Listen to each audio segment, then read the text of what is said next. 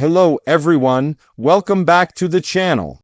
Today we're diving into one of the most critical developments in the ongoing war, the destruction of Russia's land bridge and what it means for the broader conflict. This single factor could reshape the balance of power, logistics, and strategy on both sides, so let's unpack it carefully. When analysts talk about Russia's land bridge, they mean the stretch of territory that connects mainland Russia through occupied southern Ukraine to Crimea. This corridor, established after Russia seized parts of southern Ukraine including Mariupol and Melitopol, allowed Moscow to directly link its forces in the Donbas region with Crimea. It became a vital artery for transporting troops, heavy equipment, fuel, and ammunition. For Russia, this connection was both a logistical lifeline and a symbol of control. For Ukraine, it was a constant reminder that the enemy had secured a powerful strategic foothold. Now that the land bridge is under threat, the implications are massive. Without it, Russia's ability to resupply and reinforce its forces in Crimea and southern Ukraine becomes far more difficult. It would mean longer routes, higher risks, and greater vulnerability to Ukrainian strikes. For Ukraine, disrupting this link is not just about cutting off supplies. It's about isolating Crimea, exposing Russian weaknesses, and shifting the psychological balance of the war. The land bridge wasn't just a line on the map. It was a living, functioning corridor, complete with railways, highways, and military depots. Its establishment allowed Russia to move soldiers and heavy weapons efficiently, while also supplying civilians in occupied areas to project a sense of permanence. That's why destroying or even degrading it changes everything. A war fought across open terrain depends heavily on logistics, and once those lifelines are weakened, even the strongest armies can falter. Let's take a closer look at how the land bridge came to be. In the early months of the invasion, Russia struggled to capture Kiev and was forced to retreat. In response, Moscow shifted its focus to the east and south, capturing Mariupol after a brutal siege in 2022. This victory gave Russia the ability to connect the Donbas with Crimea along the Azov Sea, establishing the so-called land bridge. For the Kremlin, it was a turning point, a tangible success after earlier setbacks. For Ukraine, it was a wake-up call that the war had entered a new, grinding phase. The corridor allowed Russia to pour men and materials into Crimea. It also secured control of key ports and infrastructure along the coast, helping Moscow turn the Sea of Azov into an internal Russian lake. Strategically, this allowed the Kremlin to move resources without relying entirely on the Kerch Strait Bridge, which had already become a vulnerable target. For months, this system worked well enough to sustain the occupation, but as the war dragged on, Ukraine adapted. Western intelligence, long-range precision weapons, and drone technology gave Kiev the ability to strike deep behind Russian lines. The Kerch Strait Bridge, which connects Crimea directly to Russia across the water, was attacked multiple times. Even partial damage forced Moscow to reroute supplies through the land bridge, putting tremendous pressure on those overland routes. Each successful strike tightened the noose, forcing Russia to expend more effort on repair and defense rather than offensive operations. When Ukraine intensified its strikes in 2024 and 2025, targeting bridges, rail lines, and depots across southern Ukraine, the land bridge began to look less like a strength and more like a liability. Every destroyed bridge or cratered rail line meant delays, detours, and resource drain. Russian convoys became easier to detect and hit. The once solid corridor turned into a patchwork of vulnerable points. If Russia loses full control of this route, the consequences are enormous. Its forces in Crimea and parts of southern Ukraine would have to depend more heavily on maritime and air supply routes. But the Black Sea has become increasingly contested, with Ukraine demonstrating the ability to strike ships and naval bases using drones and cruise missiles. Air routes are limited and expensive to maintain.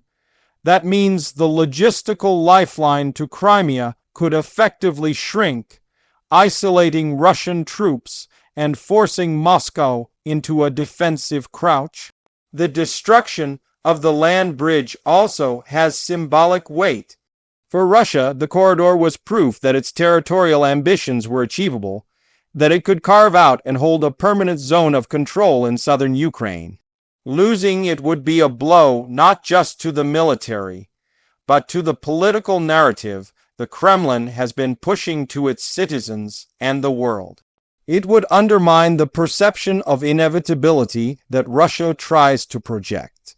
For Ukraine, striking the land bridge is a morale boost, a demonstration that patience and persistence can yield results even after years of brutal fighting. Let's think about what this means on the battlefield. With supply lines disrupted, Russian forces in the south will find it harder to receive ammunition and fuel. This will affect their ability to hold defensive lines or mount new offensives. Equipment maintenance will slow down, and troops will face shortages that hurt morale. In any long war, logistics are the bloodstream of the military. When that flow is interrupted, the body weakens. For Ukraine, success depends on maintaining the pressure. Severing the land bridge is one thing, but holding the initiative is another. Kiev will need to ensure that its own supply lines remain stable, especially as it pushes into contested territory. The challenge is not only breaking Russia's connections, but replacing them with secure Ukrainian routes that can sustain forward operations. Western support, particularly in the form of long-range weapons, air defense systems, and intelligence, will play a decisive role in how far Ukraine can exploit this advantage. From a strategic standpoint, the destruction of the land bridge shifts the war's geography. If Crimea becomes isolated, Russia will have to decide whether to pour more resources into defending it or withdraw to more defensible lines. Either choice carries risks. A retreat would be politically humiliating for Moscow, while holding on to an isolated Crimea would drain resources that could be used elsewhere. For Ukraine, isolating Crimea would open the door to retaking territory that once seemed permanently lost. There's also the question of time. Wars are not only fought with weapons, but with endurance. The longer Russia has to spend defending and repairing the land bridge, the more its war effort slows. Each destroyed bridge or damaged train route compounds logistical inefficiency. Over months, that inefficiency translates into fewer shells at the front, slower troop rotations, and weaker defenses. In essence, breaking the land bridge bleeds the Russian war machine without requiring massive Ukrainian assaults on fortified positions. Still, Russia has ways to adapt. Moscow has experience in building makeshift infrastructure quickly, and its engineers have learned from earlier setbacks. It can use ferries, temporary bridges, or even shift some supplies through the northern Crimean route if it maintains air and naval superiority in parts of the Black Sea. However, these measures are costly and fragile. The more Russia improvises, the less efficient its operations become. In modern warfare, inefficiency is as deadly as enemy fire. On the other hand, Ukraine must be careful not to overextend. Breaking the land bridge is an enormous achievement, but it doesn't end the war by itself. Russia still controls large portions of territory and retains powerful air and artillery capabilities. Ukraine must avoid becoming stretched thin while securing newly liberated areas. The challenge is to transition from disruption to consolidation, turning tactical success into strategic advantage. Economically, the loss of the land bridge would add pressure to Russia's already strained resources. Rebuilding destroyed infrastructure requires steel, fuel, and manpower commodities already under sanction and scarcity. Maintaining long detours for supply convoys increases costs exponentially. Each truck that travels an extra 100 kilometers burns more fuel and takes more time. In a war of attrition that matters deeply, politically, the destruction of the land bridge complicates the Kremlin's narrative. It undermines the idea that occupied territories are permanently integrated into Russia. It also raises doubts among Russian citizens and elites about the sustainability of the war effort. Domestically, it could trigger questions about strategy and leadership, though such discussions are tightly controlled. Internationally, it signals to Ukraine's allies that continued support yields tangible results, potentially encouraging further aid. For Ukraine, this moment represents both validation and opportunity. Years of persistence, intelligence coordination, and technological adaptation have paid off. The strikes on key infrastructure show that Ukraine can reach deep into Russian-controlled areas with precision and impact. This builds confidence not just among Ukrainian troops, but among the population enduring the hardships of war. It shows that resilience and strategy can counter brute force. Looking ahead, the focus will likely shift to whether Ukraine can consolidate these gains. Severing a land bridge is not the same as permanently controlling it. The destroyed or damaged areas could be rebuilt if Russia regains local control or stabilizes the front lines.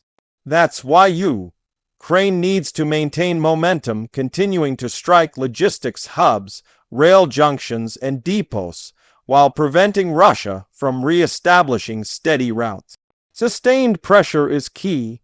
If Ukraine succeeds, the isolation of Crimea becomes not just symbolic but practical. Without steady supplies, Russian forces there may eventually face shortages in fuel, food, and ammunition. This would make defending the peninsula increasingly difficult. It would also give Ukraine leverage in any future negotiations, as Crimea's status remains central to both sides' visions of victory. From a broader historical view, what's happening mirrors classic lessons of warfare, that logistics win wars as much as armies do. Napoleon, the Germans in World War II, and countless others learned that overextended supply lines can undo even the most formidable forces. Russia's land bridge was supposed to solve that problem. Now, it may become the very thing that accelerates its difficulties. In simple terms, the destruction of the land bridge means Russia's war just became a lot harder. The ability to move men and material efficiently has been compromised. Every mile of broken rail or cratered road magnifies the strain. The psychological blow is also immense, both to troops on the ground and to leadership in Moscow. For Ukraine, it's proof that patience, adaptability, and international support can erode what once seemed insurmountable. The war remains far from over, but this development tilts the strategic balance, even if subtly. The next phase will likely see intensified fighting over supply nodes, bridges, and infrastructure, as both sides try to either restore or completely sever the remaining links. Ultimately, the destruction of Russia's land bridge is more than a tactical success. It's a sign that control in this war is fluid. Russia's ability to dominate through sheer geography is being challenged. Ukraine's ability to innovate and strike effectively at logistical targets is proving decisive. And as the world watches, the outcome may hinge less on territory gained day to day and more on which side can sustain its lifelines the longest. Thank you for watching and staying with me through this in-depth breakdown. If you found this analysis useful, please like the video, subscribe to the channel, and share your thoughts below. Do you think this could mark the beginning of a turning point in the war? Let's talk about it in the comments, and I'll see you all in the next one.